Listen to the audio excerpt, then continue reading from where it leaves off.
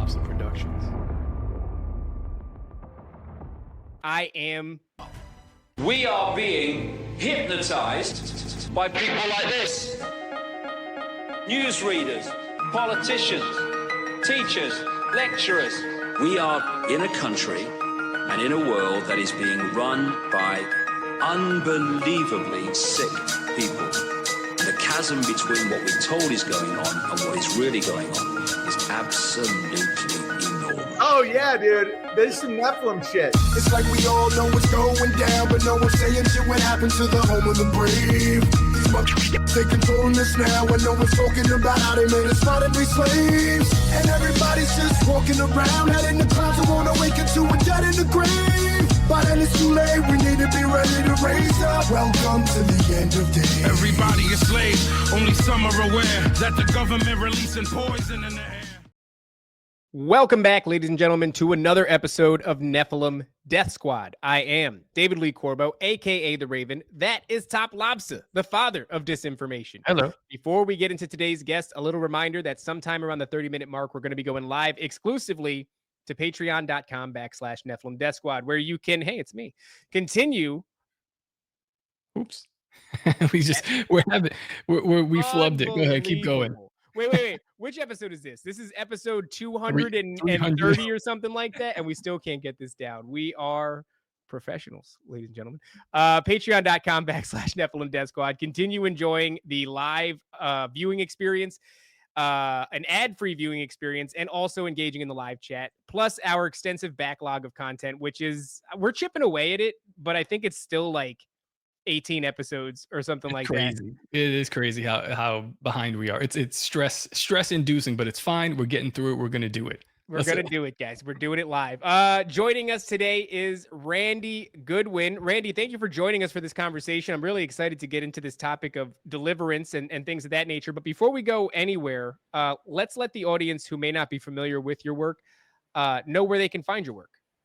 My website is randygoodwin.org. And that's the website. You can contact me, and there's all kinds of information on that site. And I really appreciate you guys having me on. You know what I really appreciate about you too is your realness. And, and just being just like, normal people, and, exposing yourself as such, because we all are. We all have short. It's funny, Randy, because most people hate us for that reason. So. You're talking to someone who goes in depth. So I get it. Well, I appreciate the sentiment. We do. It's often to our own detriment, but if we were to try to portray somebody else, it wouldn't work out. You just can't spend this many hours behind the camera talking to people for this many hours and hide who you are. And what I'm finding is that right now the formula that's winning is authenticity. I don't think people are so mad at you for who you are as much as they are interested in just real people, because we have an overproduced, oversaturated market where everybody is trying to portray what they think people want to see instead of just being themselves. So if anything's worked to our advantage, I think it's that. But Randy, we set out today to talk about something that has been on my mind quite a bit lately. And we had a brief conversation before the show started about deliverance and what you do and who you do it for. So that would be I guess a good place to start the conversation. What is deliverance, and how do you go about performing it? Well, I really don't even like the word deliverance, because for one, it's not in the Bible. It's a term that's associated with getting people free and removing things out of people that keep you away from having a closer relationship with Christ. So I like the terms maybe getting cleaned out, getting free, but the word deliverance is just a word that everybody is familiar with. And it's slopped around, in the Christian circle, and it gets goes from A to Z with all different kinds of, good and bad connotations. It's something that it's like that word deliverance. So I'm pretty new Christian, I would say, in the grand scheme of how long I've been pursuing the truth. I only finally gave Christianity its due diligence 3 years ago, 4 years ago, or something like Oh, that. And the praise more I God. go down this path, the more vindicated it becomes, and so the more galvanized to it I become. And so I associate that word deliverance with the church, with Christianity. And you hear, so there's like churches that are more exuberant. Um, and one of the videos that comes to mind is there was this gentleman who, I'm not trying to make fun of him or anything, but he was, and then he's Oh, no longer. Yeah. Yeah, you know what I'm talking about, right? And he's on stage and he's saying, I don't like men anymore. I like women. I am delivered. And I've heard that expression, I am delivered. The video is honestly hilarious just because he's such a character. But I've heard that expression, I am delivered. I am delivered. But you said that it's not in the Bible. So that's interesting. How did those two things become so synonymous then? Well, deliverance ministry is not in the Bible. Being delivered, that is a term within the Bible. Okay. So that's where deliverance ministry came from. So being delivered, having an entity or blockages or things that are in your head, your soul, being removed. Yeah, the Bible's all over that. 100%. And I strictly work with SRA survivors and those in the occult that want to be free. And it is a choice. It is a choice. How does one get into that? Well, it's not like you just wake up one day and say, let's see, what do I want to do here? You know, I think I'll work with SRA survivors. Yeah, why not? Right? Something to do. No, it's not like that at all. For me, here's my story in a 60-second. I've been a believer most of my life at a very young age, like about 13-ish. Probably no different than everybody else. As a teenager, I go off the deep end, go extremely over here into, left and right field, do things knowingly I shouldn't have done, get into things knowingly I shouldn't have got into. And so doing that, you bring things upon yourself. And whenever there's a crack in the door, just a tiny, tiny, tiny, tiny crack, it doesn't take much. It's an opportunity for the enemy to come in. And I always say this, if he can, he will. And so if there's a crack, you better know that he will, and he is, if he already hasn't. And we're born with things also. So I go through this, my life, you go through relationships, and I'm talking about myself here only. Premarital with several people, okay? And there's sin in that. That opens the door. We get into that later. But then you get married to the wrong person who God didn't choose for you. There's another door that's open, and so on and so forth. Well, go through all this, and then about 9 years ago, I got to the point, I knew I had demons. Was I a believer? Absolutely, 100%. So that's another question that's big in the Christian circle. Can a Christian have a demon? But I was a Christian, and I had demons. I just got to the point, Lord, I don't want to do this anymore. I don't want this stuff up here. So I got to my knees, and I was serious. And I can't emphasize this enough, you got to be serious. It's like with everything else in life. If you're serious, you got a really good opportunity of being successful. So I was serious. I went on my knees and I just cried out to the Father. I go, please help me get rid of this. I'll do anything I got to do. And I'll do what you want me to do. But I was serious. Okay. And after that prayer, I get up, nothing changed. Okay. Still the same.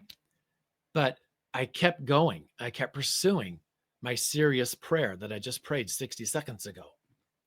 And God connected me to people that help me get rid of these entities. And, getting rid of an entity, here's what it feels like. It feels like this.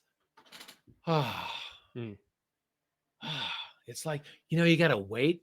You ever carried we all have, we've carried something, even if it's just a gallon of milk. Okay. And then you carry that like across the parking lot. It starts to get heavy, doesn't it? Mm-hmm. And then you set it down. It's like, it feels good. That's what it feels like to have an entity leave you, is that weight. And so when these entities left me, some blinders were removed from my eyes and I could see things more clearly. And it was like, okay, I see what you've been trying to tell me in my entire life. And the Holy Ghost came on me and he said, now I want you to make other people feel the way you feel right now. So that's what motivated me and drove me into doing what I do and kind of going down this path. And I just kind of have landed here. That's very interesting. I had a similar situation where, you feel like God has been trying to show you for a long time. And I guess there's a refusal to see, but it wasn't until I had my own spiritual encounter, which I was able to sort of compartmentalize. It was happening to me. And so I thought I could struggle through it. And then eventually my wife saw this thing that was, I don't know, oppressing us, however you would say it. And that was problematic. But then my son, who was only, I think he was maybe 4 at the time, also saw it. And when that happened, sorry to interrupt because I heard the story 1,000 times, David, but and so has the audience. But he's talking about a actual demon manifesting in, I guess it's in the dream realm, right? Or in the astral. I'm not sure where it would have approached, because it approached your entire family, but it's the same thing. I guess, it would have been, for lack of a better term, this dream realm. But the level of desperation, you want to talk about like being serious, the level of desperation that it provoked from me, because I had no other recourse. It's not really a way to deal with that. Not a nuts and bolts way to deal with that. And so I, in total desperation, for the first time in my life, prayed out to Jesus Christ. I had prayed to God before, but the problem with that is that I had no concrete idea about the God that I was praying to. It was very wishy-washy. I had some inclinations I leaned towards. I had this pull that it was, the same God the Father that Jesus references, but I was certainly not a Christian. I wasn't raised religious whatsoever. But this was the first time that I did that in a meaningful way. And, obviously huge relief when it stopped on a dime. It didn't happen anymore. And there was such an urgency to it that it didn't feel like it was going to stop. It felt like this was, if I didn't deal with this, this was going to come to a head of some sort.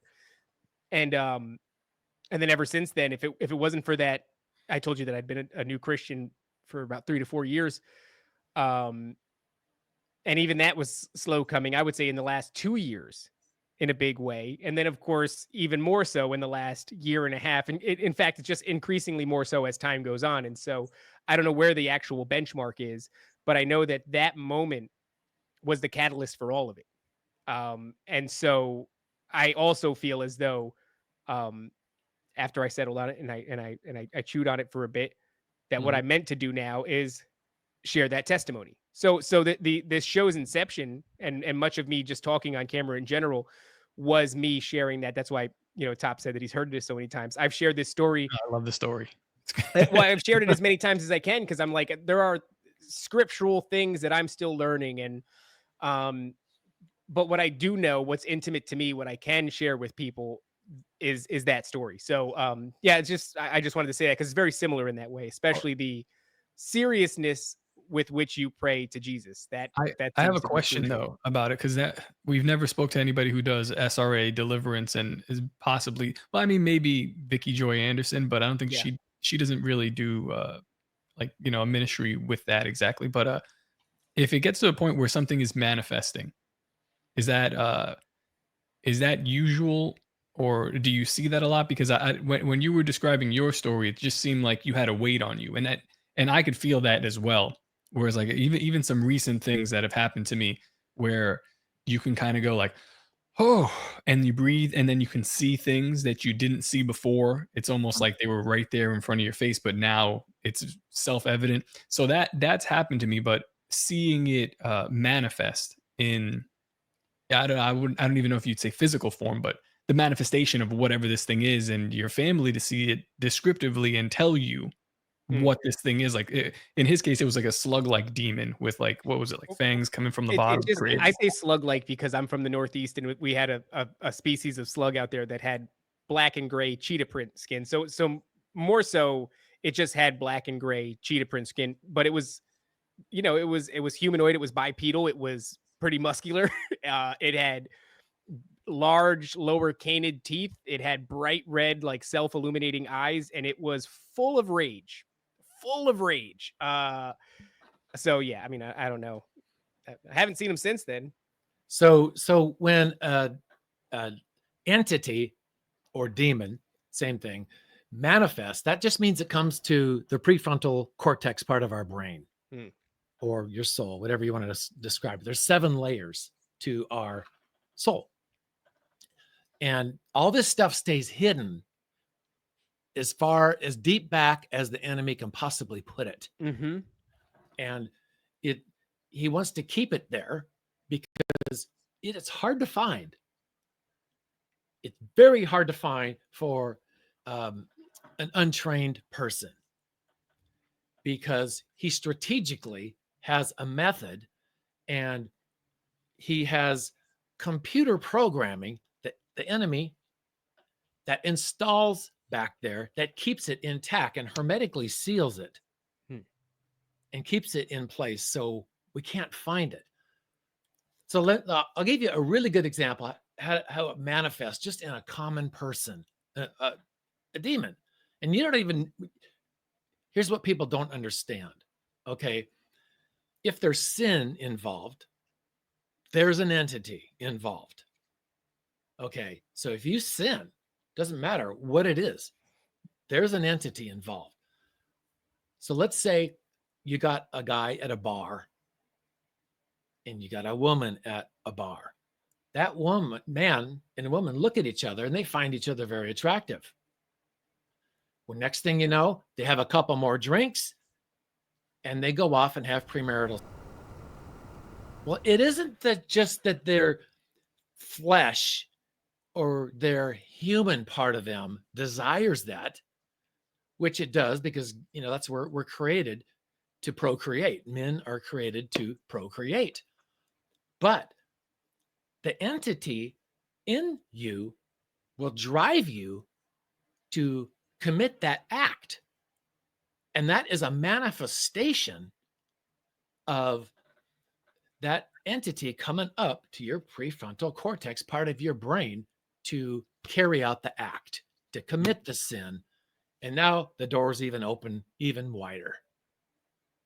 But it doesn't mean like they're foaming at the mouth, you know, and rolling on the floor. No, not at all. If, you know, the enemy is very, very intelligent, very smart. Consider this thought. Lucifer, who is the head of all entities, was right up there with God Almighty. He was like second in charge of the entire third heaven.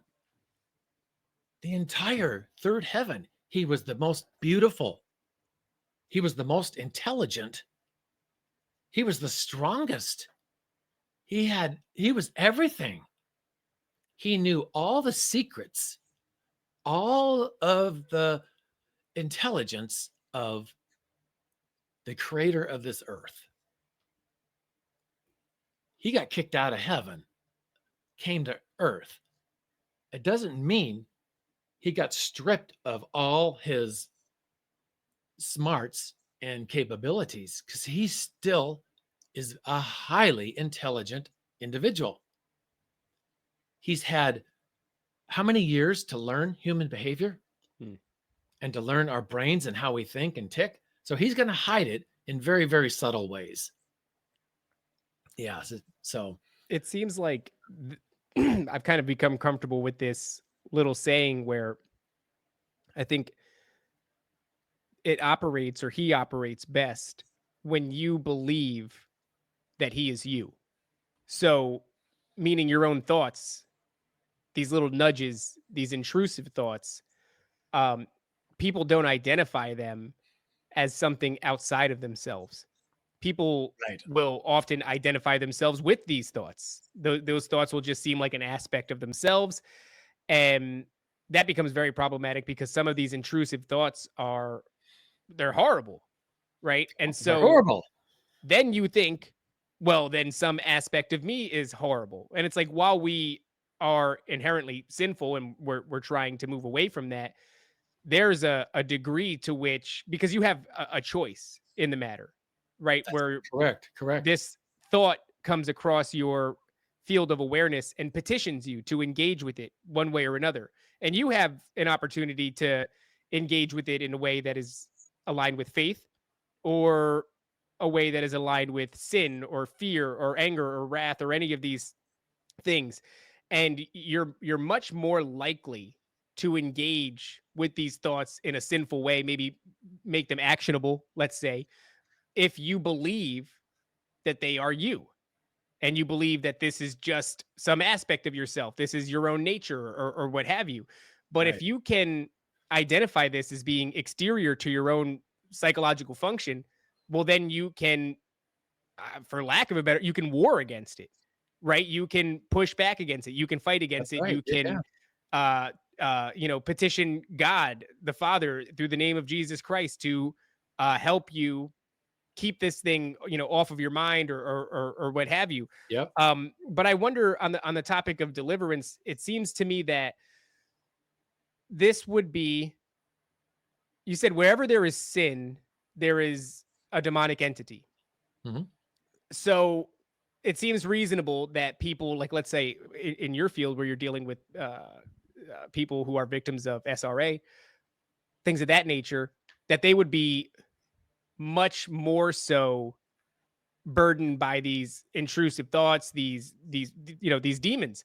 But everybody is to some degree, right? And so I guess the question is, at what point does everybody need deliverance? Because I know when we talked about it before the show, you said you're dealing with specific people who are, above and beyond the normal person's experience. But if everybody has this to some degree, then does everybody need deliverance? That's a great question. That's an awesome question. I love it. In my personal opinion, everybody that bleeds red needs to be cleaned out. Everybody, until you leave your body permanently. There's a reason why we have to fight the good fight of faith. There's a reason why we have to put on the full armor of God. Why put on armor? Okay, what's the purpose of putting on armor? Just think about it. You're being attacked. You're being attacked. You're being attacked. Goliath, he was fully armor. He was a trained soldier. He knew how to fight. Okay, he had the sword, he had the breastplate. I mean, the whole 9 yards, right? For a reason. We are the same way. And David, you're 100% correct. Until you leave your body, you're in a fight.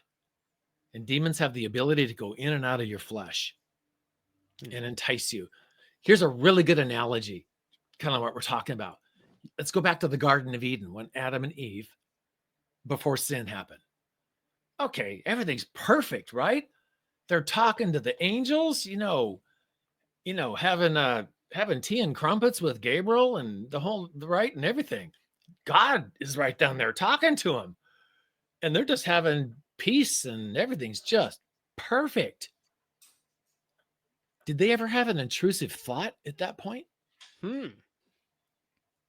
Did they ever think like the intrusive thought was it had to come in the form of the serpent or Lucifer, whoever Correct. tempted them. That's Yeah. correct.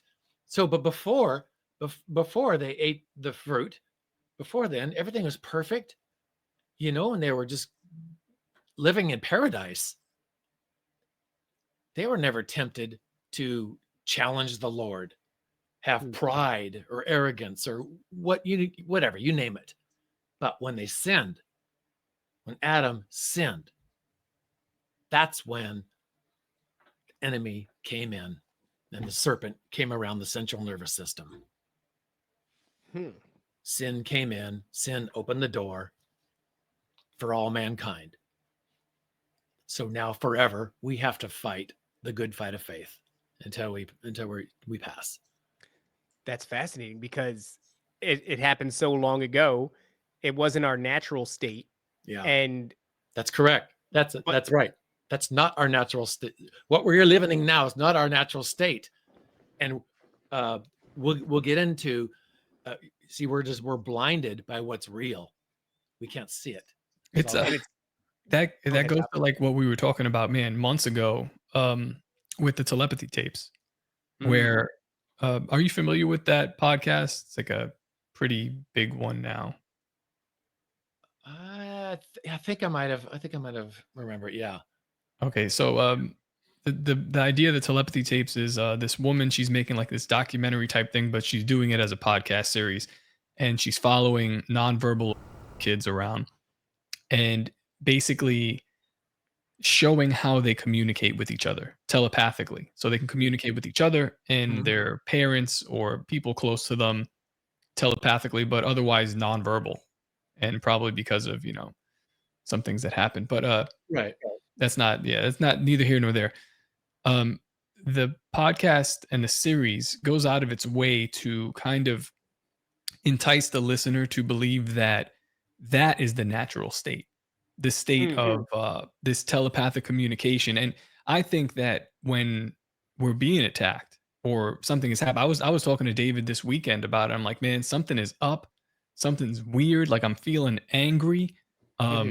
There's a lot of like weird stuff going on and just thoughts, you get thoughts in your head. As a matter of fact, it's almost like testament that I said that, and it's like there's a concerted attack by here's some random person we don't even know saying this to me on something that I was thinking about this weekend, something that was causing me anger, and it was like irrational because the timing doesn't even make any sense for it. It's funny because during that same time, I'm also getting attacked by all these people on Twitter. They keep coming out of the woodwork and calling me a fake Christian, a grifter, and all these other things, and seemingly for no reason. But it's petitioning you to engage with anger, resentment constantly. It's constantly trying to get you to engage. That's what it feels like. Yeah, right. The enemy, if anger's come on you, then that's what the enemy wants you to engage with and wants you to go into and start doing, start getting mad. Yes. And start doing that, but the scriptures also tell us our battle is not with each other.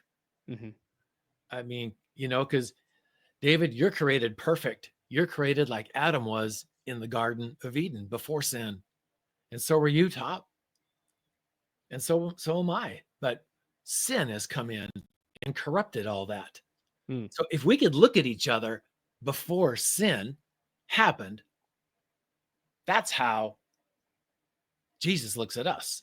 Isn't it interesting though that like, so this idea of sin, the idea of sin is like, it feels like that initial nudge of like, so you see a pretty girl at a bar and she's there, but that's fine.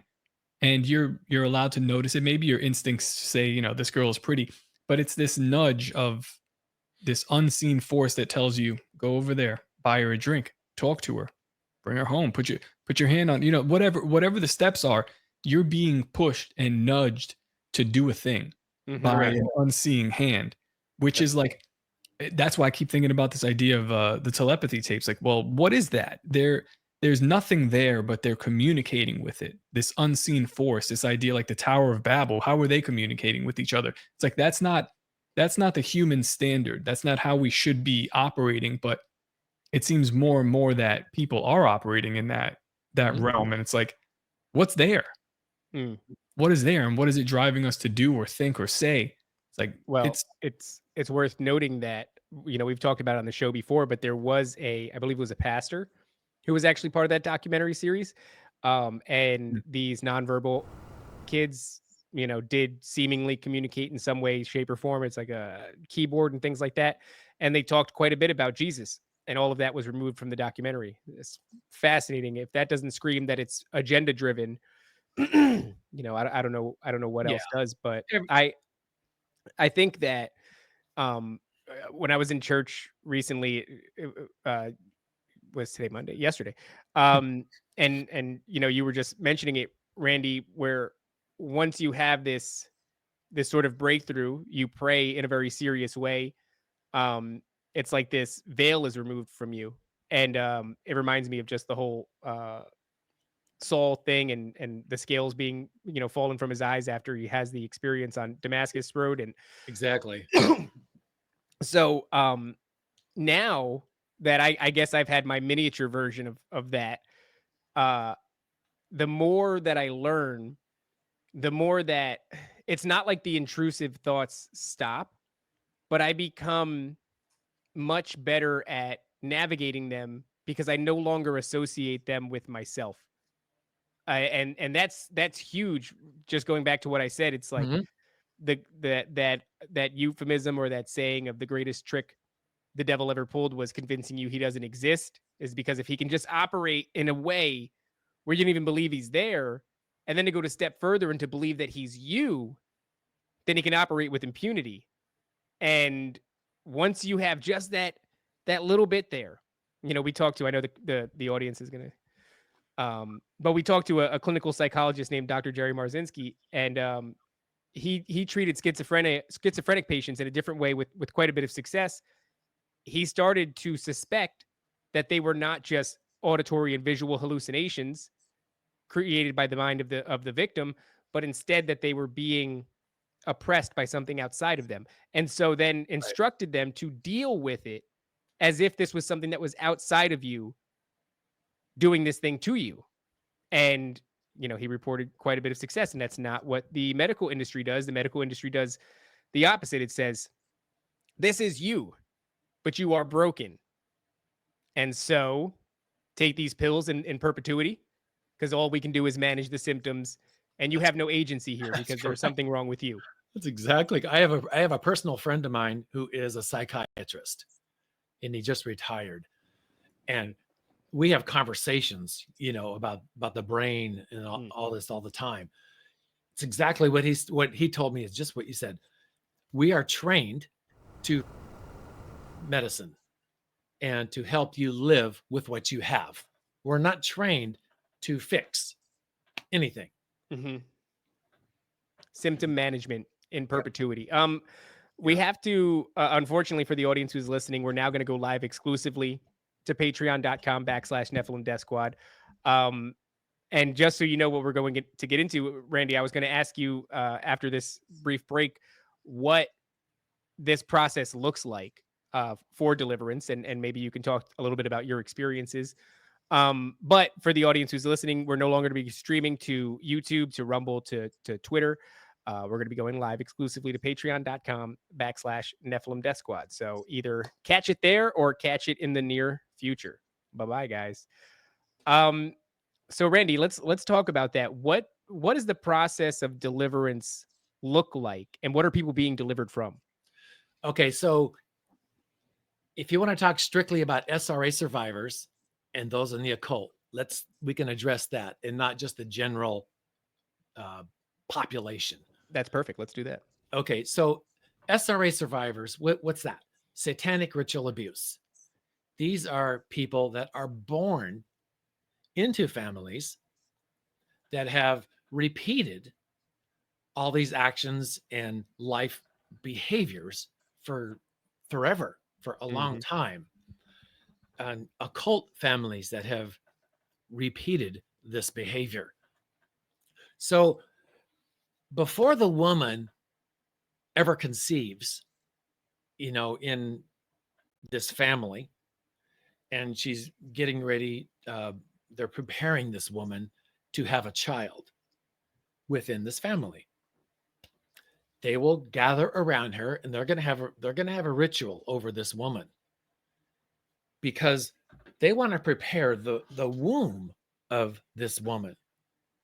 Now, keep in mind, everything is about the God of this world sitting on top of your soul. So that is your God, and that is the one that you're going to serve and live for, because you're going to know nothing else. Nothing else will even compute. So they're going to prepare the womb for this. And here's what's interesting. In Exodus 34, it talks about the Matrix. And you remember the movie The Matrix back in the late 90s? Yeah. I actually just rewatched it recently, and quite a few opinions on it. Okay. Well, the word matrix is actually in the King James Bible. And it's translated to the womb of a woman. And God created it. And he's the God of your womb and the God of your offspring, because he's the creator of it. Now, keep in mind, the enemy is going to pervert and just twist everything in the scriptures. So he's going to take the scripture and he's going to pervert it. So now he wants to be the God of your womb and the God of that offspring that's going to come out. So he's going to prepare the matrix within your womb. So they will do these rituals and vows and invoke entities into the womb of the woman to prepare that woman for conception. Now, the entities are already there, and they're already prepared to enter the egg, because it's already been given over to the God of this world, and the entities have already come in. So they will invite the father, the grandfather, several other maybe family and people within that family to participate in the conception of this woman who is going to bear a child. What the hell? Can I ask you, before we go any further, how, because I think to some people, Randy, this may sound like I don't know. I have a feeling that this is more prevalent than people would imagine. In fact, I almost want to say that I know it is, given the amount of testimony that I've heard from this. We've been talking for the past week or so about how prevalent witchcraft is. I didn't realize. Yeah, I didn't realize it was the entire family in on it. But I have heard like people like Nathan Reynolds talk similarly to these sort of rituals. They're insane. So is this something that would shock people at how common this sort of thing actually is, or is this something that's very fringe in your opinion? For me, I mean, because I talk to people every day and I do this every day, so it's normal and real to me. But I think for the average person, they probably think you're way out there, you know. But it's way more common in the normal world than we want to actually believe. Okay. And the reason I say that is simply this. How many years has humans been around? Several thousand years. We don't know the exact number, but it's been several thousand. And we're going to trace all this back to the Tower of Babel. And that's probably what, 4,000 to 6,000 years ish, somewhere around there. So that's a lot of years that the enemy has had to learn our souls and to keep this perpetuated into all mankind, everybody, because he wants to be the God of your world, because he's already the God of this world. So there's fragments that get automatically, genetically handed down to people. So let's go back to this family. Okay, so they're preparing this woman And like I said, there's several men that will commensurate with this woman and deposit the seed within her. Not just one, but there will be more than one.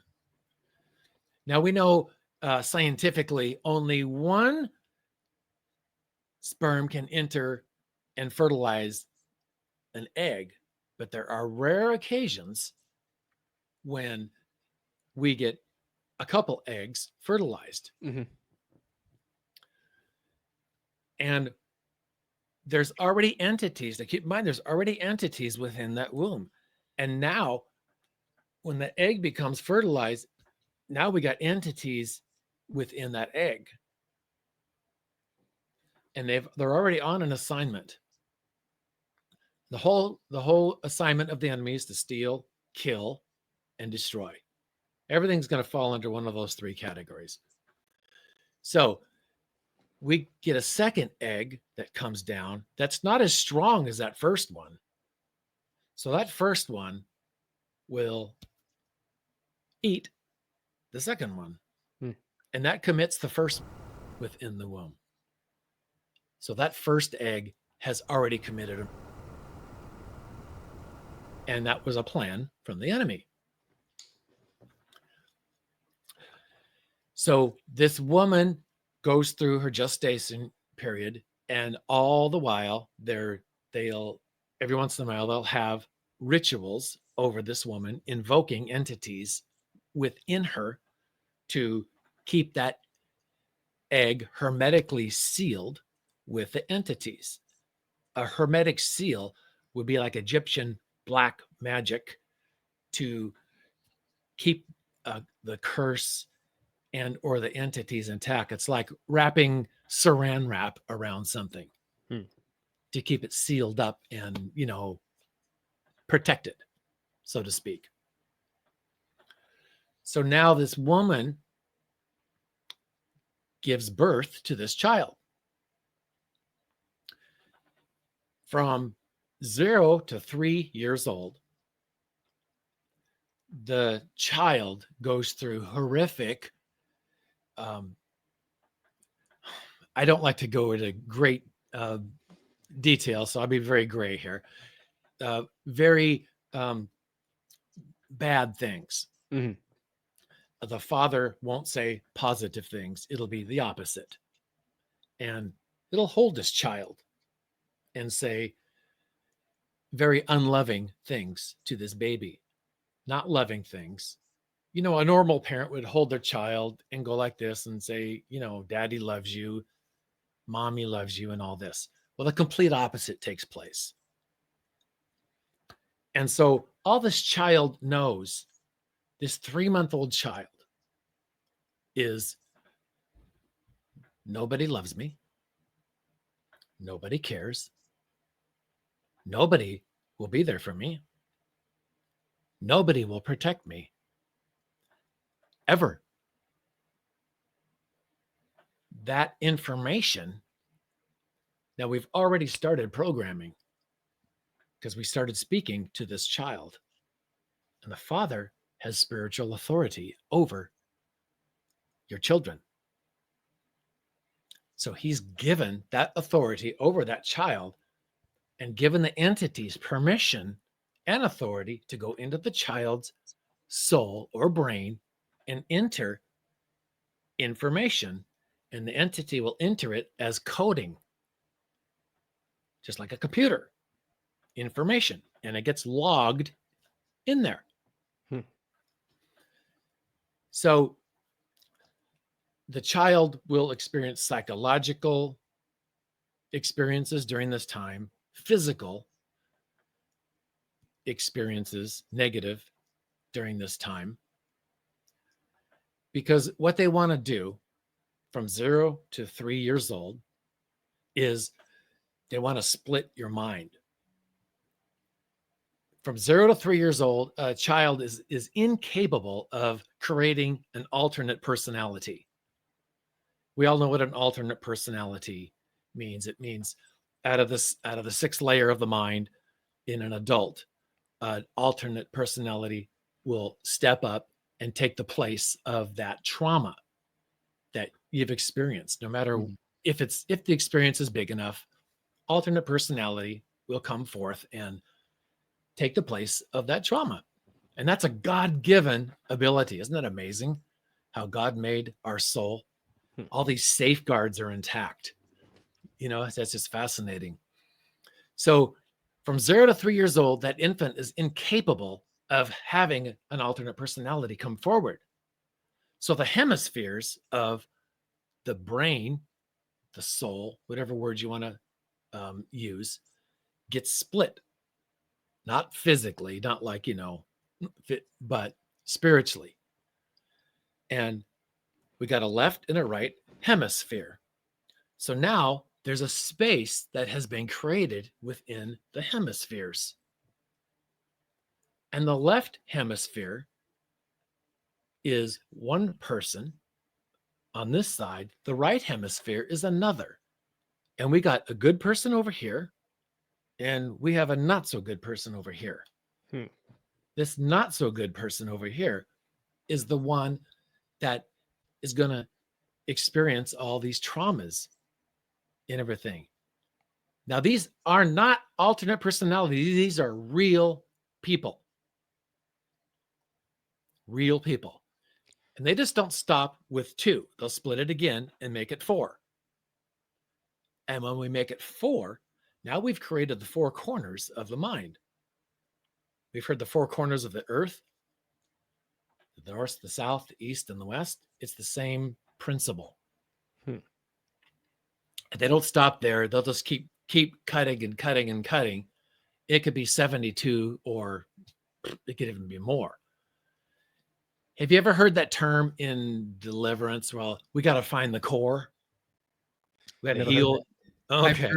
I've heard of I forget the name of the woman that she's also a deliverer in the deliverance ministry, where she was searching in herself and she was able to see like a hallway with many paths, and down one is where she encountered this entity behind what you call it, some sort of an altar, like a stone altar, but like there's a lot of twists and turns, Yeah, 100%. And so in an SRA survivor, or even someone that's born in the occult, finding the core, you're going down an endless rabbit trail. There is no core. There is no core. That's brutal, man. It's brutal, and it is. Now, you might ask, Randy, what would drive you to go to this level to help these people? Well, you know what? Whenever God brings somebody down, he puts somebody else up. Always, always, always. And that's just where he wants me to stand. And remember, I was telling you I was serious about what I prayed when I was on my knees. And I go, God, just put me where you want me to be. I don't care. I don't care. Well, here I am. Okay. Here's what's interesting. I was kind of self-reflecting on this. I spent my entire career working on boilers and chillers, fixing things, fixing machines, and so it's great joy for me to be a participant fixing something. Now, in this process, I don't fix anything. I can't fix somebody's mind. I can't, I'm just a normal man. It is the true Lord God and Father who does everything in the process. So you get this 0 to 3-year-old, and we've gone through all these splits, and all those memories up until 3 years old are stored in the intestines. In the intestines, during that age, there's over 4,000 neurons per square inch in the intestines. You might have heard the term gut brain. Yeah. Okay, well, that's what they're referring to, is the intestines holding these memories. That's interesting. Is that why people will say, like, I struggle to find another word when I try to express like a feeling that I have in my gut, of one thing or another being good or bad. Absolutely could be. Yes. And then we go now we're past 3 years old. Now from 3 to 5 years old, we're still dissecting this child's mind, like I was telling you, with physical, emotional, psychological abuse, because they want to fragment that mind as much as possible. So from 3 to 5-year-old, the memories are stored right here in the heart. And the heart will hold all of these memories during that time frame. And these ages are an ish. It's a little different with each individual, but that's a pretty good tracking point. Then after about 5 to 7 years old, the effulgence of a life force has come up through the spine, and the brain has moved forward and developed. Now, after like 6, 7 years old, now we can start putting memories up into our hippocampus, into the full brain. So you get the 7-year-old. Now we're fully fragmented. And I mean polyfragmented. And this child, all they know is bad. They don't, when you say God loves you, it's like throwing a tennis ball against a brick wall. It's like that. What's that? It just doesn't compute. From 0 to 7 years old, all this complexity of all these stuff in the soul being chopped up and dissect in all these compartments is so fragmented that this individual doesn't know left from right, pretty much. Now, this individual, more than likely, has been raised in a church. Believe it or not. And the family, more than likely, has gone to a church. And more than likely, the leader of that church is one of the leaders within the group. So you could say by day, he's a pastor. By night, he's a Satanist. Imagine that. It's a hard, what I just said, it's really hard to wrap your head around and believe, because we live in this place where we think most things are pure and true. And I'm not saying there aren't true and pure people, because there are. There really is. But this is the atmosphere that these kids are raised in. And they'll go in the basement of that church, or maybe in the pastor's house even on the weekend, and they'll do these bad things. And so this child, whether it's a boy or a girl, they'll have a task and they'll have a purpose. If it's a woman, of course, it could be designed to be like a beta slave, or it could be designed to be another type of a slave that provides services for many people. It could be a breeder. And that means they are strictly there to produce children for the group, for evil purposes. That actually was something that came up with, this is kind of a famous case of it, but I bring it up because it fits the church descriptive, but it also was scaled up so large that it's kind of amazing it's not talked about more. But Oprah Winfrey had a relationship with a man who ran a charity organization for battered women, I believe. But it was a church organization. He called himself John of God. And if anybody's listening, you guys can just give this a Google. She was so intimately tied into him. It's wild that she's not been scrutinized more for this, but in very many ways, Oprah used her show, and you can let's give her the benefit of the doubt, although I don't know that that's necessary at all. But let's say Oprah didn't know, then she unwittingly used her platform to grow John of God's operation to such a scale. I'm sure it was one of the largest battered women's organizations on earth.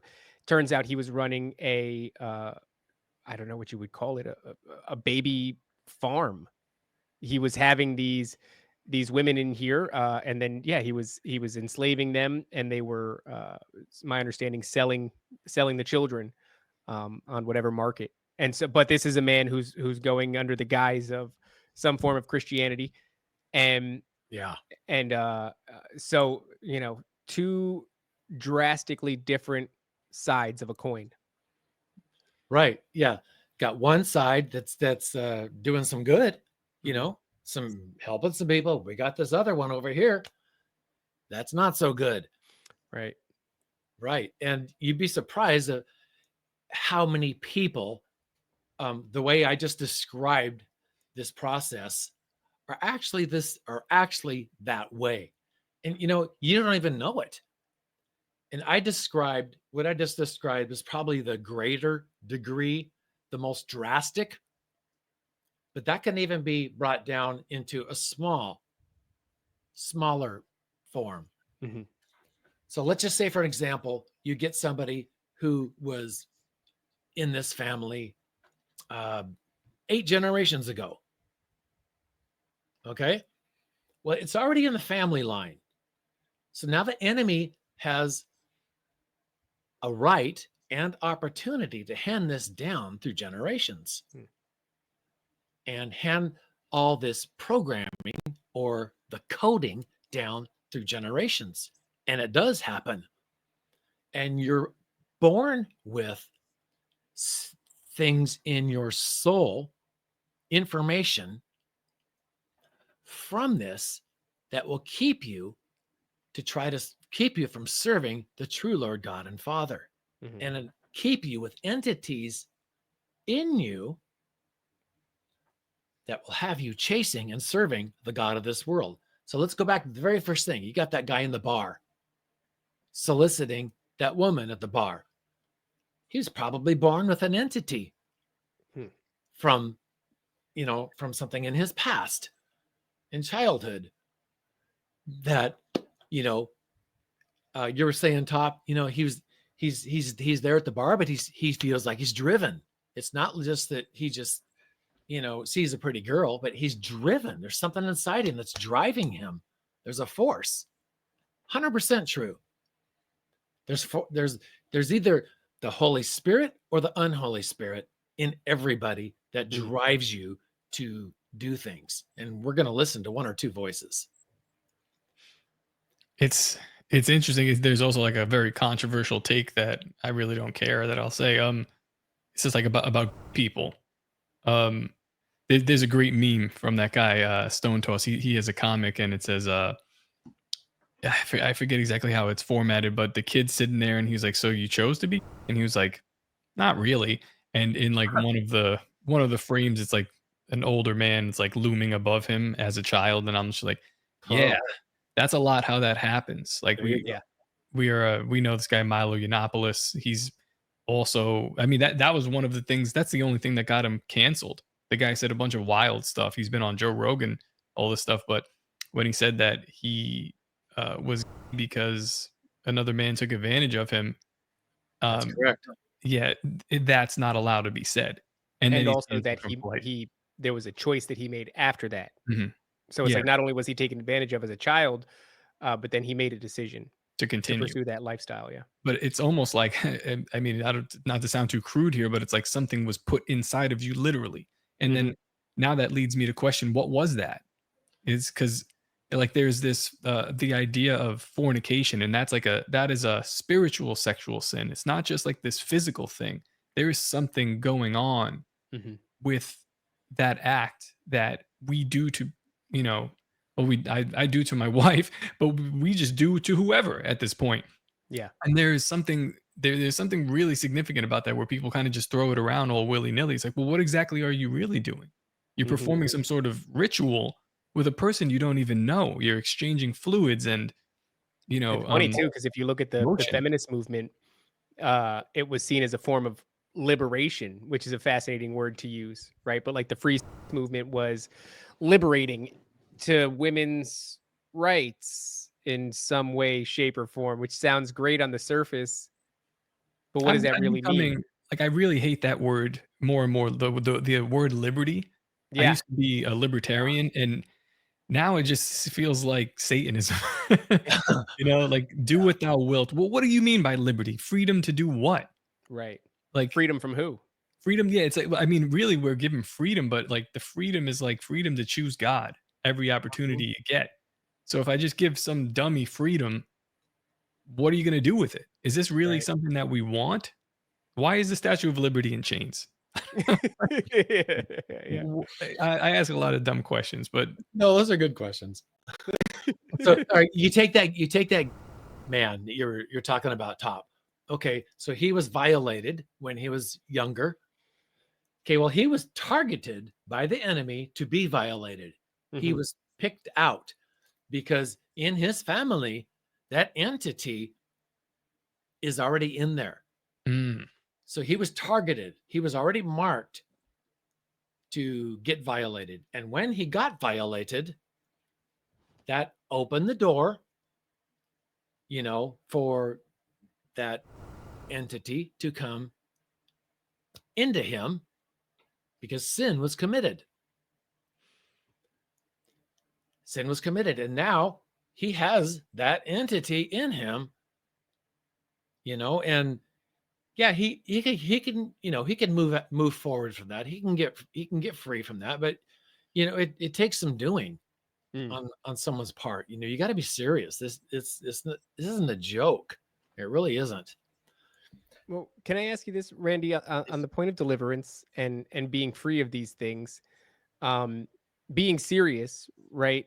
mhm. Renouncing this sin and repenting and then making constant effort to not slip back into sin. It's a maintenance effort. I imagine that It goes on is forever. correct. That But That's correct. that idea of being serious, like you said, has kept me from being serious for a long time because I've always been a realist, and I'm like, I'm gonna say this, but I know I'm going to do something else. I just mm, like, and it's not because I want to, but I'm just familiar with human nature, specifically my nature. So I'm like, if I say I'm not going to get mad at my kids anymore because I think that that's a sin, okay, that's not, it's just, it could talk to me after the show, probably 20 minutes after the show, and I'll be, they'll have done something stupid. But it's like, how many times how many times am I going to be like, okay, I am not going to do this anymore. I'm going to throw my feet, throw myself at the feet of God. I promise I won't. And then here I am like an idiot, or Doing it not again. idiot, but like you're a real you're a real piece of shit if you say you're not going to do it, but then you're going to do it again. And And I do know it. for sure I'm going to do it again. So it's like this idea of I say after every show, obey, submit, and comply. And it just feels like fake because mm, I said it as a joke, obey, submit, and comply with the people who want you to put the mask on, all this stuff. But Mhm. now I'm saying it to the audience and I'm telling them to obey, submit, and comply to God. But it's extremely hard to do because it just feels like you constantly have to do this and you're yeah.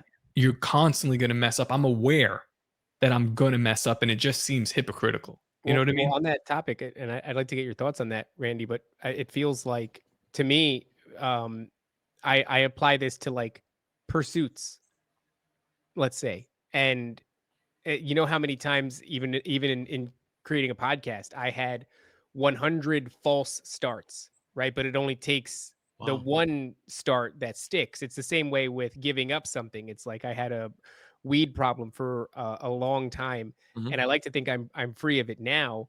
But you know how many times I was free of it 100 false starts or false stops rather. Sure. But it only takes one of those times to stick. I think it's the same thing. It's like, we're not going to make these efforts and get better. I've been telling people, because I can be pretty crude. And I've carved out a place on myself, for myself on Twitter, particularly for being pretty crude. And that's probably being generous. People have come to expect a certain thing from me, but I've been trying to do better. It's like, am I gonna probably end up? I have no intentions of being crude or screwing up. Yeah. It wouldn't surprise me if it happens, but does that then mean that I go, well, this is embarrassing, I guess I should stop trying? Yeah, It's stop like, trying. no, probably start up again, get another false start under your belt. Why not? Because it only takes that one to stick. But what are your thoughts on that, Randy? Well, like, you're in a fight of faith. Are you perfect? No. Who can walk on water? Raise your hand. My hand's not up. I don't walk on water. Okay, we all fall short of the glory of God. Every human being. Nobody's perfect. Yes, you are going to make mistakes. But it's the one that gets back up. Gets back up and say, okay, this time I really am going to make a viable effort to listen to that Holy Spirit about this situation. So when the temptation comes up, I guarantee you're going to hear a voice. I guarantee you, if you're truly born again, that means the Holy Spirit is yoked to your spirit permanently. He's in there. And when you have that temptation of whatever it is, it doesn't matter. Let's just take a simple thing of you're on the computer, you're tempted to look at that website. I guarantee you the Holy Spirit is going to put that thought in your mind. Don't do it. Don't go there. Now you got a choice. We have a choice. And because we have a free will, our free will supersedes any demonic influence.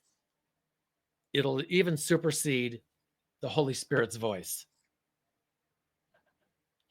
That's the way he's created us. It's up to us what we're going to choose to do. If you choose to listen to that still small voice, then you're going to have peace in your life. Yeah. You're going to have peace.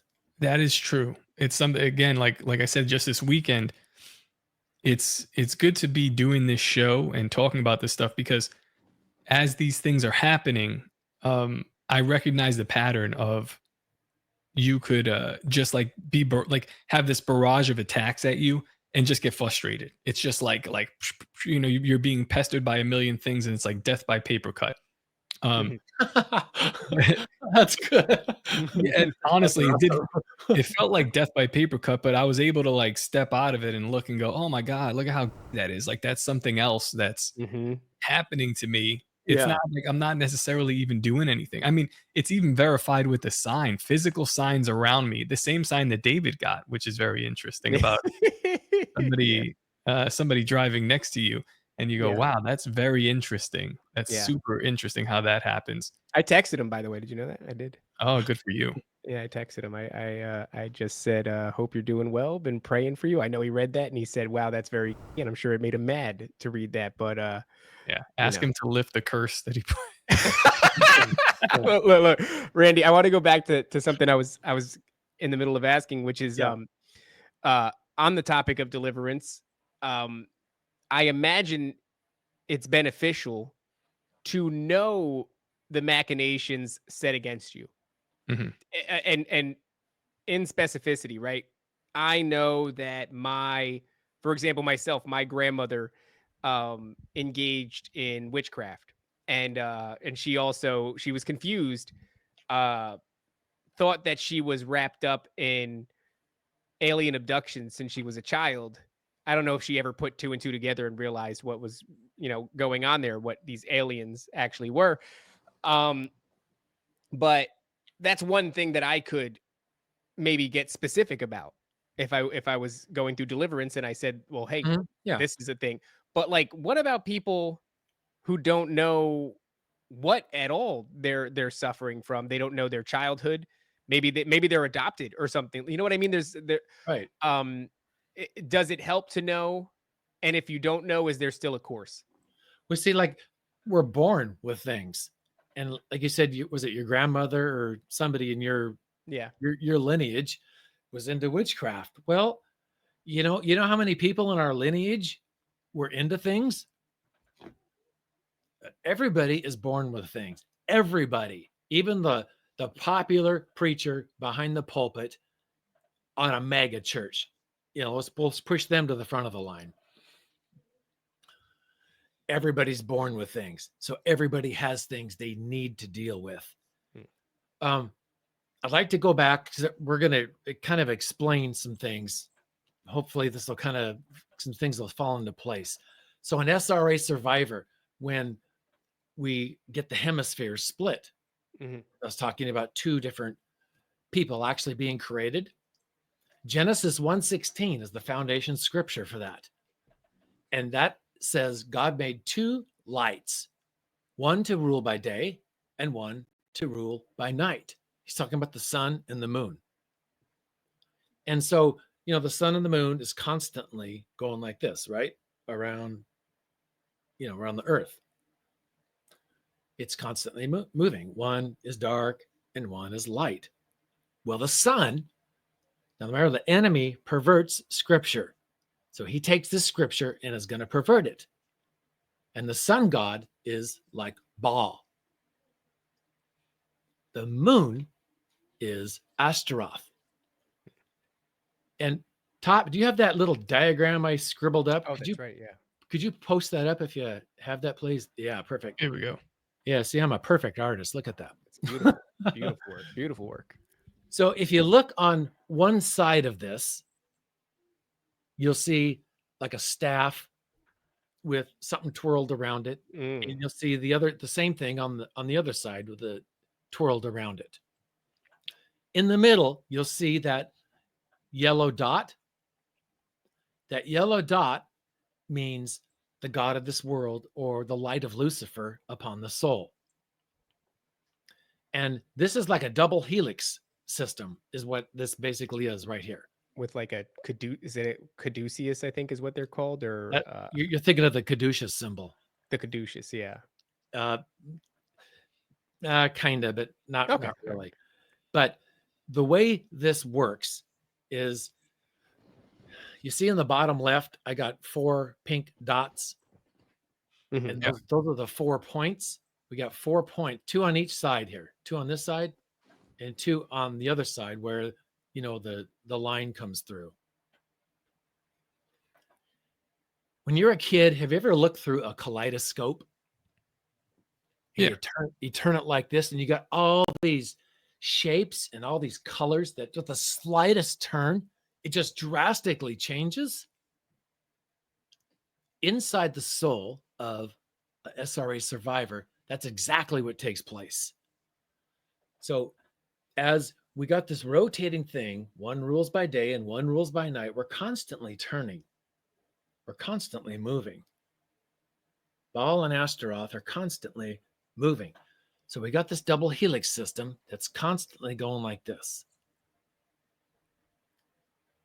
Constantly changing. And with each little turn and twist, we've got a polyfragmented myriad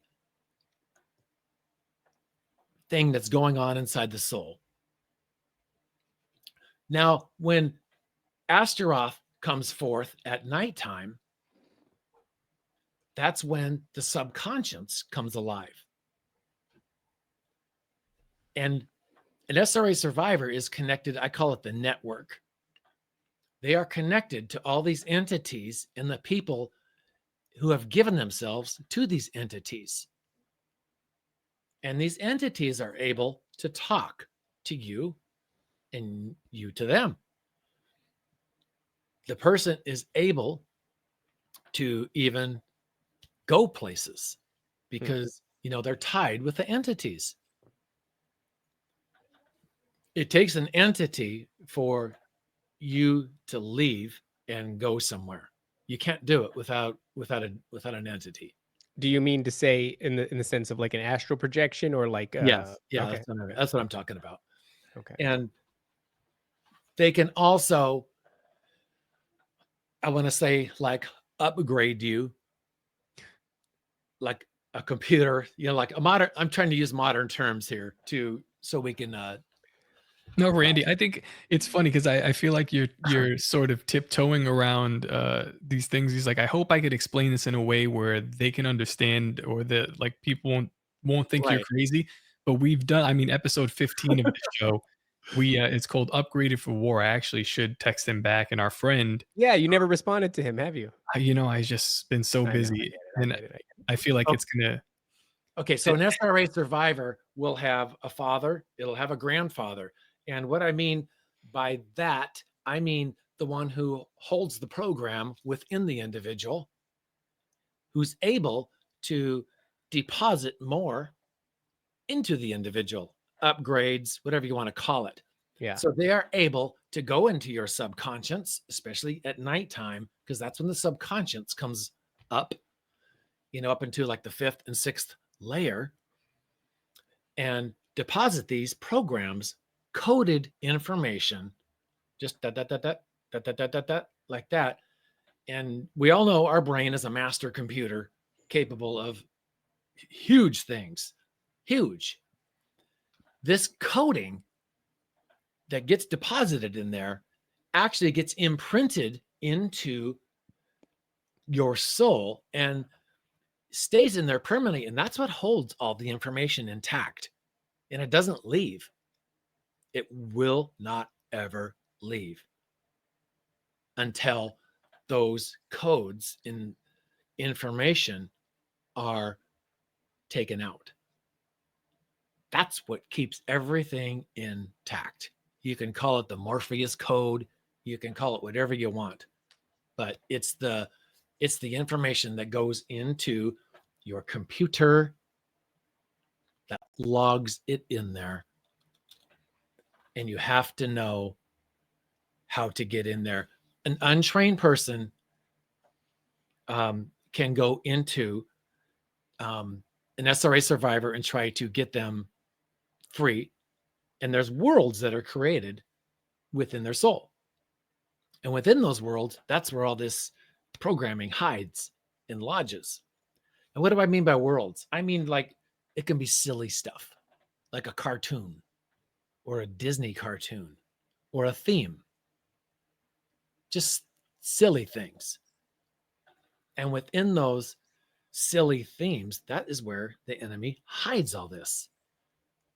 And if it isn't dissected correctly, you could set off a fuse or a bomb or something of this nature, and it can cause that person to self-destruct, and or they just can be permanently in an institution. Because You're talking about, it's crazy because so much of this work has eerie overlaps with, number one, the telepathy tapes, which we think the idea of this, the underlying theme of this is a widespread MK Ultra program to cause a dissociative. No, 100%.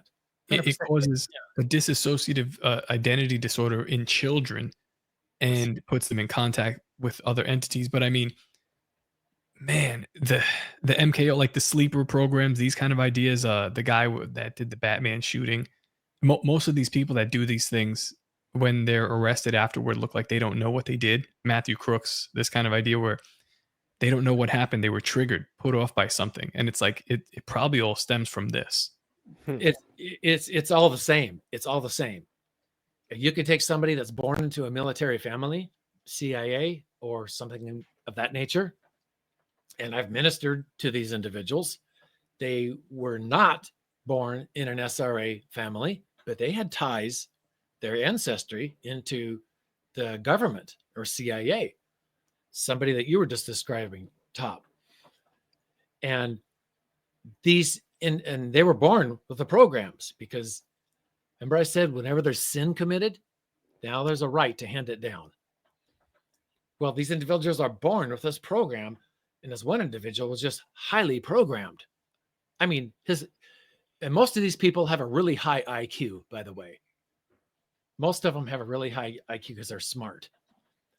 And they pick these people because they're capable of processing this information and keeping it compartmentalized.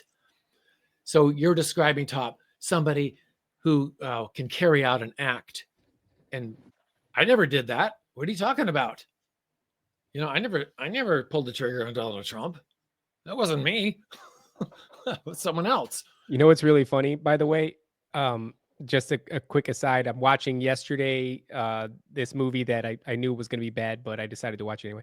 And it was Brave New World. It's a Marvel movie, and in it there's a guy, Harrison Ford, is playing a president that you imagine is the likeness of Trump. An assassination attempt is made on him. By the way, he's surrounded by only female CIA agents, which is very funny. And interesting. And the individual who takes the shot at him does not remember doing it whatsoever. He was under some sort of mind control. And you were watching it yesterday on the anniversary of the assassination attempt?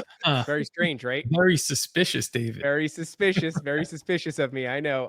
But if anybody's wondering, yes, the movie was not good. All of the Marvel comics, all of them, every single one of it, they're all demons. Yes, and they're all predictive programming too, to deal with much of what we're happening right now, culturally and politically, geopolitically, etc. So, Top, you're talking about somebody that would carry out an act and not remember it. Well, here's what happens: is they are intentionally programmed. People within the CIA, government, and different agencies like this. And it doesn't even have to be the CIA. It really doesn't. It's just somebody who knows how to split the mind intentionally. Yes, because even Joe Jackson had, Michael Jackson's father had a book on how to kind of split the mind and create, et cetera, obedient, but also high achieving children. Did he really? I didn't know that. Mm-hmm. Allegedly, but there's a whole book on that, and I've watched an interview on it. But there's this idea that Joe Jackson had this book that he would subject his children to. That was the methodology within it is how he achieved such a high level of obedience and performance out of his children. Yeah, imagine that. So they'll program an individual, okay, and they will program them for a specific task.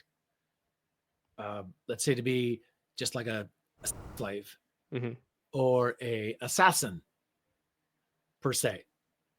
Well, assassin programming is hidden in one of these themes I was talking about, and the programming is strategically hidden in there, but they are brought up and the Catcher in the Rye. Sorry to interrupt, but Catcher in the Rye is a huge one.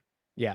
The assassin program. I don't know if you're familiar with that, but that's an insane rabbit hole. The amount of political assassins who, for some reason, were obsessed with either in post assassination attempt, telling you about the Catcher in the Rye, or having the media report that they found Catcher in the Rye on their person or among their belongings is actually staggering and concerning.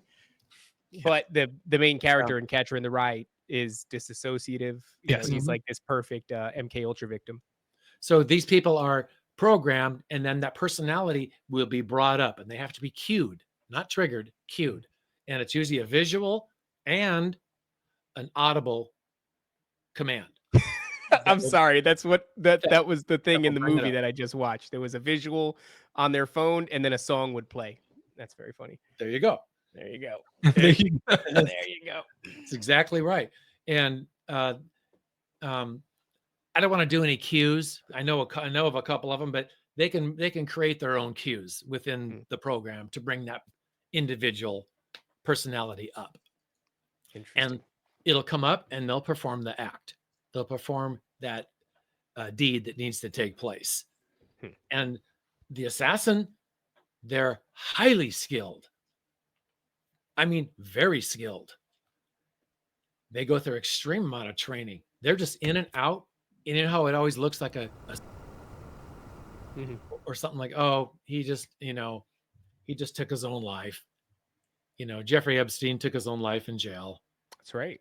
And there was no list, and there's nothing to be concerned about. No, right. And then you could go on and on and on, you know, Michael Jackson, blah, blah, blah, blah, blah. All these people, they just, in the middle of great and wonderful things, they just took their own life. Right. Okay. Well, that's exactly what happens. And then after they perform the task, that goes down. They don't have a clue what happened. Nobody knows. All the information in this world is stored within people. It's not on like some hard drive computer. It's just what we're talking about now. It's stored within people's own computer. And when I'll minister to somebody and I will go through the process and have this programming extracted, I always give the network a period of time to come and take their files so they can take them back, because they do know that you're ministering to them. They do know what you're doing. And if you don't do that, you can open yourself up to some negative things happening. So giving them some time to pack up their belongings and then take it somewhere else. Are you giving them time, or are you giving their handlers time? It's all the same people.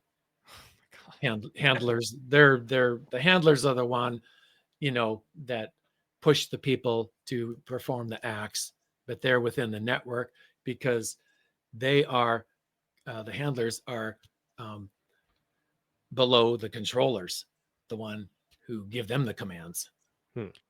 So it seems like you're saying, I mean, listen, if you took something from me, I would be upset about it. But if that thing consents to not wanting to be involved anymore, they're okay with it so long as they get their IP, their information. They want their information. That's it. They don't want it floating around. Okay. They just don't want it to end up somewhere where somebody can grab it or in the wrong hands. They don't appreciate you doing this. Okay. Of course they don't. But it's like, you know how our leaders of our country will sacrifice 10 people to save 4,000. So they say. Right. It's something like that.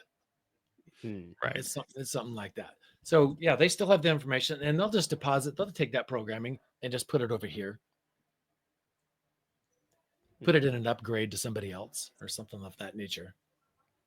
That's so interesting. The idea, the guy that we spoke to said that, well, I mean, he accidentally channeled this entity, and they called it, what was it called? Anu, something like that. Anu, yeah. Anu. And one of a few, but one yeah. of many. Yeah, and it man, he finds himself in an abduction scenario where he's on a table in some sort of a scientific room, and there's three bald men, and they're telling him that he's being upgraded for war, for some sort of a war, like a spiritual war, I don't know, and that he consented to this. You consented to this. You consented to this a long time ago. You consented to this. Calm down. And then he doesn't remember much after that.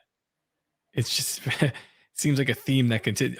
Do you think he was a part of some sort of SR? What do you think happened there? Well, just from what you just told me right now, he channeled, which means he opened himself up to an entity and said, yeah, welcome. Here's the welcome, Matt. Come on in, guys. You know, bring your buddies. So they did. Yeah, I mean, they brought their buddies. There's like, he described like, I don't know, like 5 different things or something to us. Yeah. And you know, it's been an interesting process for him. I don't know, this is going to be something a little bit strange, but I think it'll make sense through the lens of powers and principalities that are not omnipresent. They're you know, confined to localities. In southern Indiana, there seems to be a shocking amount of people who are experiencing the same thing, and that thing is being petitioned within a dreamscape by an entity that sometimes will identify itself and sometimes it doesn't seem to be the same entity. One is Baal, one is this, one is that. Mhm. And they are often brought to a throne room that seems to be Underground. underground, and they're given an opportunity to align themselves in a very much so in a military sense with this entity, in preparation for a coming battle, a coming war. And individually you hear these stories and they're shocking enough, and then after like 5 or 6 or 7 of them piled up, between our show and another show, Tony Merkel's The Confessionals, there was a startling revelation, and it was that these people weren't very far from one another. Actually, they Mhm. were all in Mhm. southern Indiana, and if you look at a map of Indiana, in particular, a map of the underground caverns that stretch all through the Appalachians and they head out west a bit. Um, in southern Indiana, there is an extensive cave system. So I don't know what Mm. to make of it exactly. I mean, your imagination can go to all sorts of wild places, but the fact does remain that there are a bunch of people. Many of Right. them do not have contact with each other whatsoever. Yet they are telling the same unbelievable story Yeah, of being recruited. that guy, I've been friends with him maybe a year before we even started this show. Mhm. So I've been hearing this story in dribs and drabs for a while. And then Merkel came out with his story, which is also around, I mean, I think the origin of the taping for Merkel's story might be like in a similar time frame, but he didn't release until 6 Oh, months that's ago. right. Yeah, he Uh, he took a long time to release it. Yeah. Yeah, so nobody knows. Nobody knew that these things were being released, but we're hearing this story consistently coming up. That's interesting. I'm currently ministering to somebody from Indiana. Careful, don't go to the tunnels. Well, here's another one. Well, Stranger Things takes place in Indiana, which is also very fascinating. I within don't these know. worlds, within these worlds that are created, a lot of times there is tunnels Hmm. within there, and Yeah, they go to certain places. I don't know. I don't know what to make of it. It's a fascinating story, one that we want to Do you delve into think a little bit. But are these tunnels a physical place or is this like a in between sort of thing? These are within a survivor. Okay, there's I was telling you there's worlds that are created Mhm. in their soul, not a physical mhm. tunnel under their house. That goes to somewhere, but then their soul in those worlds, and under that world somewhere there can be tunnels that go places, that go to that throne room you're talking about, Mm, David, mhm. and they go to strategic places that have the information and the stronghold and the dominion that holds that intact. Mm. That's interesting. It's like a Yeah. neural network of Yeah, yeah, it is. the way because I mean, I personally don't like saying the world's a simulation. You know, that kind of it seems like a Reductive. reductive to what God created because it's so much, but it is, but it's so much more than that. But for us to Yeah. explain it, right? Like how you keep saying code, like this code is put in someone's brain, and it gets me thinking about AI and Neuralink and this sort of thing, like that we're not Right. too far off of, right? Yeah. Well, let's just bring it down to the average person per se. Okay, our brains have already been written before the age of, I think, 5. Hmm. You've already learned 50% of what you're going to learn, and then after that you learn, the next year you learn 25%. So by the age of 7, your brain's already absorbed pretty much the information that it's going to handle, or the blueprint of your life, or the exact imprint in your computer of how you're going to conduct your life. Hmm. So we already have a schedule or a schematic that we're going to follow. And to get off that, to get that rewritten, and to get the bad stuff out and get what the true Lord God and Father wants us to do in, that's why we have to renew our minds. And that's why Psalm 147 verse 3 says he came to heal our broken minds or our soul. The word says heart, but that's translated into your soul, which means your mind, will, and emotions. So he came to heal our broken minds and our broken soul. Let me ask you this, Randy. We're coming up now on, I guess, the end of the show, and I think it's important because we said earlier on that it seems everybody is in need of deliverance, and given what you just said there, I think that is true. How on earth does anybody go about, like, what is this? Where do you find this? How do I go? Where do we go from here? Where do we go from here? How do I go? I mean, for my own, we're asking you, how do you have the faith? Like Jesus said, if you believe it, then you'll be healed, right? Like with the woman who just touched his garment, just believed it, just enough. And it's like, we're about to ask you, how does somebody believe it enough to ask for this? Because it seems like you can do it yourself. Well, DIY. Who do you ask? Who am I asking? It's really hard to do. What I'm talking about, about getting stuff removed and stuff. It's really hard to do on your own. Not impossible. God can do anything. All right. You hear of miracles all the time, but it's really hard. So I would encourage people that if you're serious about cleaning yourself out, and everybody needs to, in my personal opinion, that you ask the Lord to connect you with the proper people or persons. Okay. And then talk to them, interview them. How do you do it? What's your process? Ask them some spiritual questions about their faith, and see if this is the correct person for you to pray with. You got to pray specific prayers, because the scriptures tell us to be specific in our prayers. Here's what's interesting. Whenever Jesus was tempted by the devil, when he was tempted for, the 40 days when he was out in the wilderness, he always said, "It is written. It is written. It is written." We don't need to do all this screaming and yelling and all this stuff. We don't need to do that. We just pray the word. And that's what will pull the heartstring down and make it all come apart. But you got to be serious. You got to be serious. I start with that. If you're hungry, what are you going to do? Probably go to the refrigerator and maybe get some food, right? Why? Why would you do that? That's where it's at. If my wife did her job, that's where it's at. But you're serious. You're serious about getting some food. Yeah. So you have an action that's going to follow it. Was my point. Yeah. Right. The intentionality behind what you're doing. Yeah. You're going to have an action that's going to follow. So if you really want to be free, you're going to have an action that's going to follow. All right. I got another question. Wait. So fire.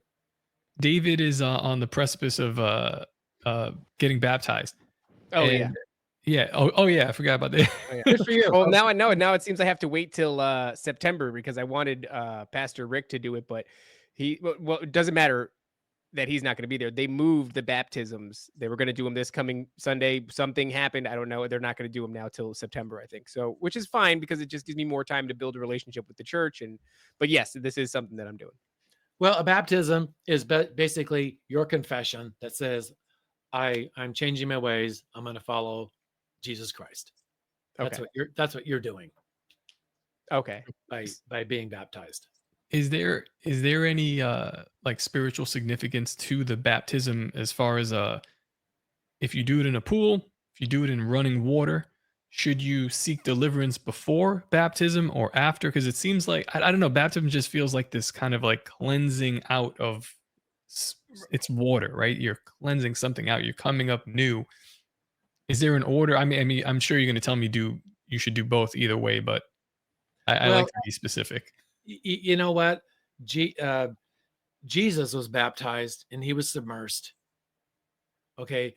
But are we always near water where we can do that? No, but if we are, Yeah, we're not, it's not always practical. Everything matters. What's your true motivation and what's in your heart. Hmm. If your sincerity, it's your sincerity, you know. And back in the day, back in those times, everything happened at once. You know, Jesus said, repent of your sin and follow me. That's what he said. That's it. So if you repent of your sin and choose to follow the Lord, now back then, they got delivered of things like what we're talking about, all this junk in the trunk, and they got baptized all at once. It all happened then. We go through life now, and we got this hodgepodge of junk in our head, and we go through life with all this stuff in our head, and we wake up one day and we're 40 years old, 50, 60, whatever, and we go, what's up? You know, we're just way over here. You just got to be, if you want to be clean, you want to follow the true Lord God and Father, you just got to be serious and then follow through. That is it's not a lot that I know, but that I do know. Given the story that I shared with you, it seems glaringly obvious. It all depends on where it's coming from. Are you just saying it? Or are you just going through the motions? Or is this something that's important and meaningful to you? And only you and God know that. Nobody else is going to know that for you. That's correct. 100%. And you know what's in your subconscious? That's where the enemy hides everything. And it comes out at night. That's when Astaroth comes out at night. And all this stuff comes out. And that's where we have to go to get it out, to get rid of stuff. All right, Randy. Well, I think I have some footing. I have a little bit of a roadmap now, thanks to you. I really appreciate this conversation, and I think that our audience is going to appreciate it as well. One more time, Randy, for the people who didn't catch in the beginning, where can everyone find your work? randygoodwin.org. And guys, I really appreciate you having me on. It's been a pleasure, and you both are most gracious.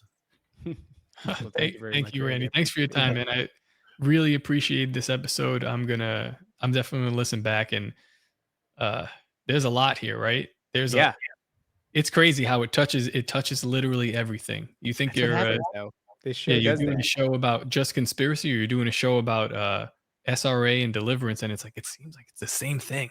Is he talking to us? It is the same thing. Yeah. Programming is programming, and it all comes from the God of this world. All right. Well, thank you once again, Randy. And Top, you want to take us out of here? Guys, don't forget to obey, submit, and comply. We will see you in the next show. The greatest hypnotist on planet Earth is a oblong box in the corner of the room. It is constantly telling us what to believe is real. You can persuade them that what they see with their eyes is what there is to see. You can't. Because they'll laugh in the face of an explanation that portrays the bigger picture of what's